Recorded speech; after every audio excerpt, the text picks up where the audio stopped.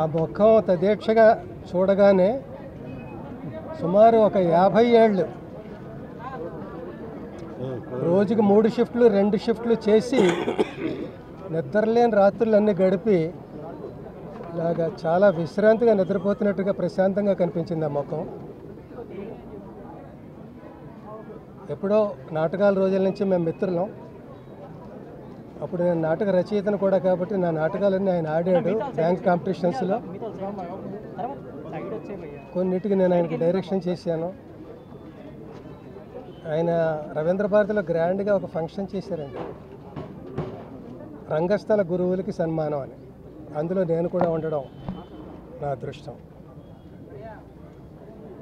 అక్కడి నుంచి ఈ తర్వాత రచయితగా నేను రాసిన హలో బ్రదరు, సీతారత్న గారి అబ్బాయి, ఇంకా కొన్ని కిష్కిందకాండ, చాలా సినిమాల్లో ఆయన మంచి వేషాలు పోషించాడు పాత్రలు. తర్వాత నటుడిగా మేము చాలా సినిమాలు చేసాం. ముఖ్యంగా ఎప్పటికీ నాకు అందరికీ గుర్తుకొచ్చే పాత్ర అమ్మ 1వ తారీఖులో నా తండ్రిగా నటించిన పాత్ర. అలాంటి పాత్రలో ఎలాంటి పాత్ర ఇచ్చినా ఆయనకు జీవిస్తాడు తప్ప నటించాడు.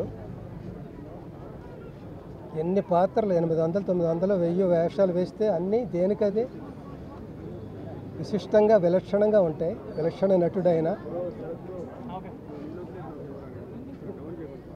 అందరినీ కూడా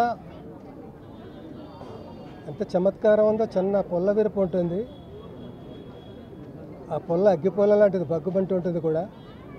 చమత్కారం వల్ల అది చాలా ఎన్హాన్స్ అయ్యి రాణించే వాని మాటలని నేను. అందుకే చుట్టూ చేరేవారు అందరూ షూటింగ్స్లో ఆయన చుట్టూను.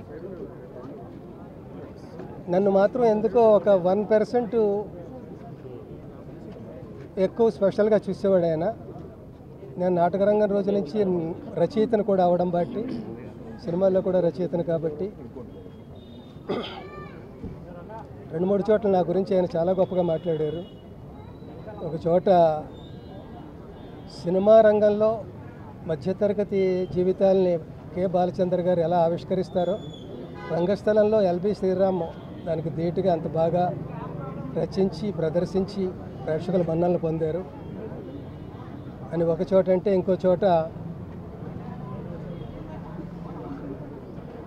మీరు సరస్వతి పుత్రులు, మంచి గురువుల దగ్గర శిక్షణ పొందారు, మంచి సినిమాలకి రచనలు, మంచి నాటకాలకి సినిమాలకి రచన చేశారు, సమాజానికి ఎంతో అవసరమైన ఉపయోగకరమైన ఆ పెన్నుని మీ జేబులో పెట్టుకుని మీరే మురిసిపోతే ఎలాగా, ఆ పెన్ను గుండెకి బరువు అనిపించట్లేదా అన్న చోట రాశాడు ఆయన స్టైల్లో. దానికి నేను ఏం చెప్పాలో తెలియక, పెన్ను తీయాలనే నాకు ఉందండి, కానీ తీస్తే జేబుతో పాటు పెన్ను కూడా తేలికైపోతుందేమో అని భయంగా అలా ఉంచేసాను.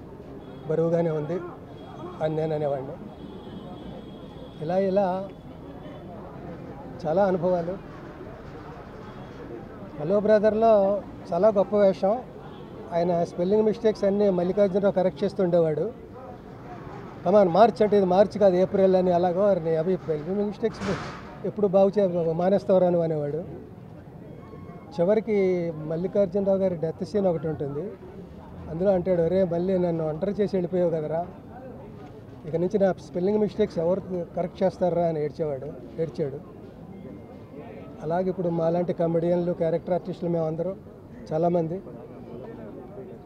ఇప్పుడు మా స్పెల్లింగ్ మిస్టేక్స్ అంటే మా తప్పులు ఎవరు కరెక్ట్ చేస్తారు, ధైర్యంగా మాట్లాడగలుగుతారు అని గుర్తుకొచ్చింది నాకు అది. అంటే ఇలాంటి పెద్ద వాళ్ళే ఉంటే, మేము పెద్దవాళ్ళం అయినా కూడా మనకంటే పెద్దవాళ్ళు ఉన్నారని ధైర్యంగా ఉంటుంది. ఒక్కొక్కళ్ళే అలాగా తప్పుకుంటుంటే నెక్స్ట్ టోకెన్ మందే కదా అని భయంగా ఉంటుంటుంది. భయంగా ఎందుకు, వెళ్ళిపోయిన వాళ్ళు ఏమో నష్టపోరు, ఇంకా గొప్ప జీవితాలని అనుభవిస్తూ ఉంటారు. మనం వెళ్ళిపోతే అలాంటి దాన్ని అందుకోవచ్చు కదా అని అప్పుడప్పుడు అనిపిస్తూ ఉంటుంది. ఏది ఏమైనప్పటికీ ఒక మహాప్రస్థానం ముగిసింది. ఆయనకి, వారి కుటుంబ సభ్యులకి శాంతి చేకూర్చాలని భగవంతుడు ప్రార్థిస్తున్నాను.